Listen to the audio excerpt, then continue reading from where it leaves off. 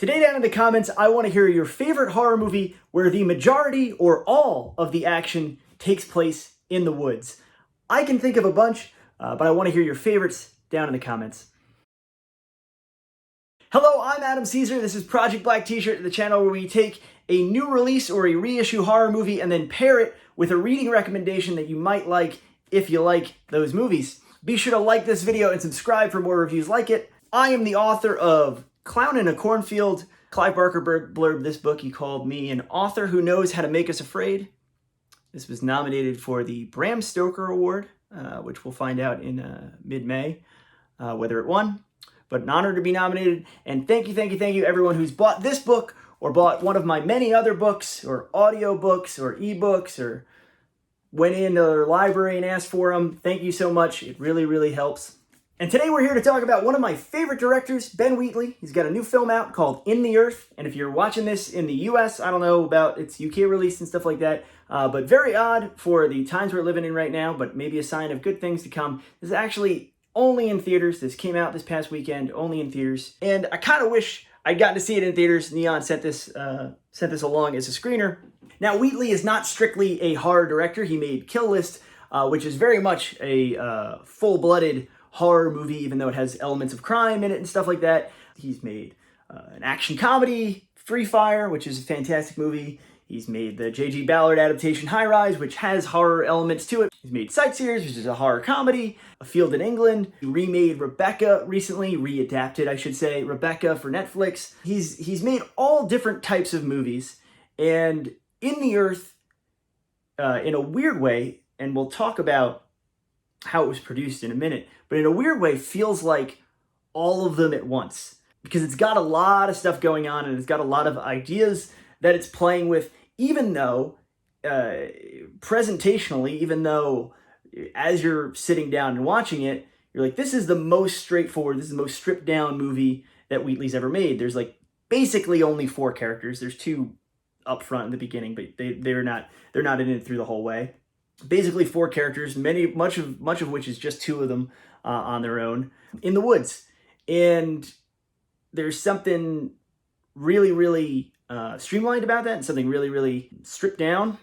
But also he's able to work in elements of all of his other movies in a way in this one movie that was made during COVID lockdown. That was made like just a few months ago in the UK when they were under their when they were coming out of their strictest of lockdowns. They made this movie in a very, very minimalist way, in a very, very small way, for a director that's used to working bigger and bigger and bigger, and his career has been getting bigger and bigger, and I think he's making like Tomb Raider and The Meg 2. He's making like action movies, big American blockbusters next. So it's interesting to see someone whose career has grown from like little indies to bigger and bigger and bigger and bigger productions with bigger and bigger stars, then back down in lockdown to another little small movie. And it's really kind of a gift that he got to make this movie the way he got to make it, even though the circumstances are completely not a gift and completely unfortunate. But enough about that. The movie itself is about, we're focused on our scientist protagonist named Martin, played by Joel Fry. He's a very familiar British actor. You've seen him in a bunch of stuff.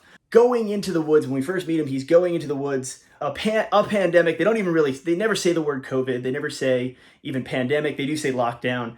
You know that there's something going on. You know that it's basically in the background of COVID, where he's left the city to come into the forest.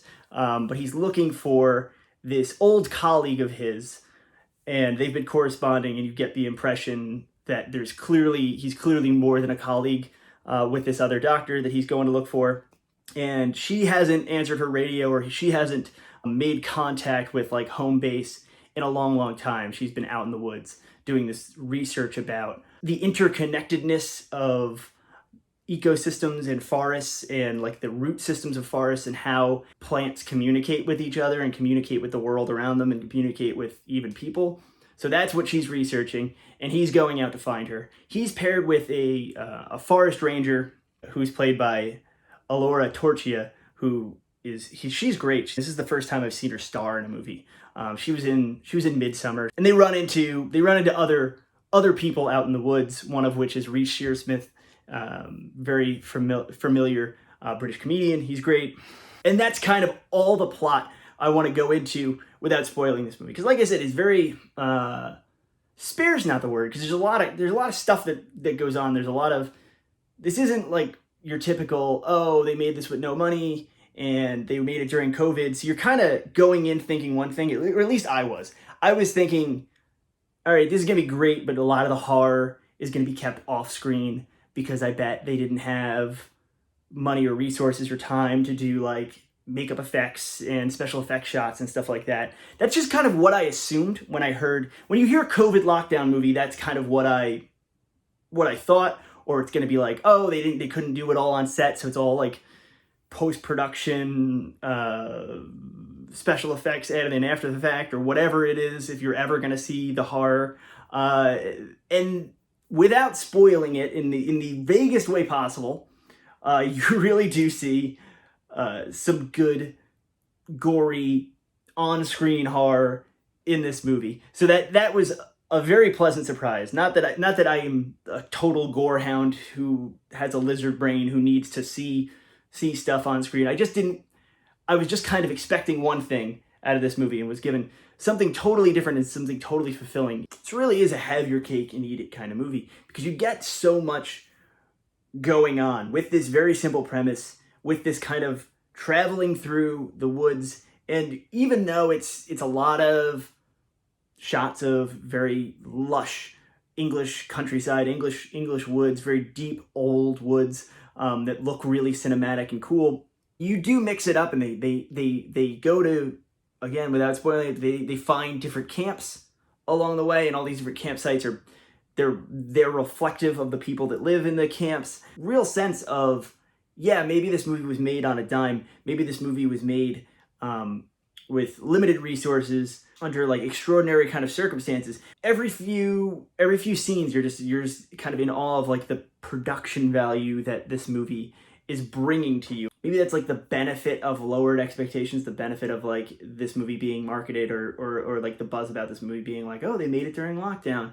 But there's something about that amount of production design. There's something about that amount of feeling like a real movie that I feel like some of these movies we're getting right now that are either going direct to streaming or were made in these really interesting circumstances, which are completely admirable and completely like, that's amazing that they found a way to make movies with all these different restrictions put upon them. But a lot of those movies feel like they're not gonna last, or like the shelf life of those movies is gonna be like, that's an interesting curio from that time we were all in our houses. But this feels like it has a little bit more. This feels like it stretches a little bit further than that, which is great, which is awesome. This is a movie that kind of endlessly surprised me, because I watched the trailer afterwards, and if you watch a trailer, it's like really horrific imagery, a lot of like, seemed like it's going to be just this harrowing experience in terror, which is a great marketing ploy. And it's not like the movie's lying to you. It's not like the marketing's lying to you. It's not like this isn't a horror movie. But there's so much humor kind of laced throughout it, and a lot of it comes from Reece Shearsmith, who is a comedic actor, who is League of Gentlemen, and he's really more than that. He shows up in a lot of Wheatley movies. And he's really fantastic. And none of the humor ever feels out of place. None of the humor ever feels like it's atonal. But that's kind of the great thing about this movie anyways. It has all these different elements to it. It has a real philosophical bend to it.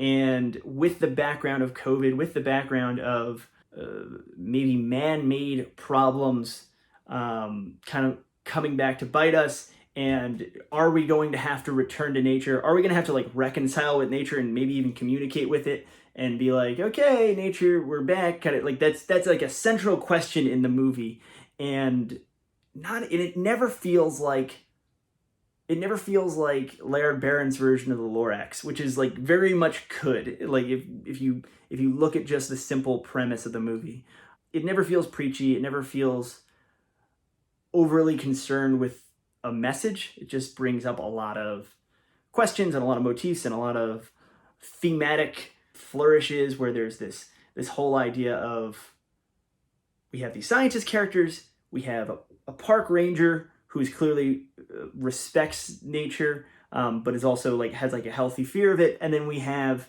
uh, an artist, and the artist is viewing this communication with nature in a completely different way, and some of them are more violent than others, and where the film comes down on that side, it's really an interesting movie of ideas, where in addition you get crazy bodily harm done with an axe, which also ends up in a weird way being one of the funnier scenes in the movie, even though it's very evocative of Kill List when someone's getting their head staved in with a hammer, like one of the most brutal scenes in the last like 20 years of movies that I could think of. But he revisits that same kind of idea and almost makes it a joke in this movie. It was a great experience sitting down and watching this and being so surprised and not really knowing what I was in for.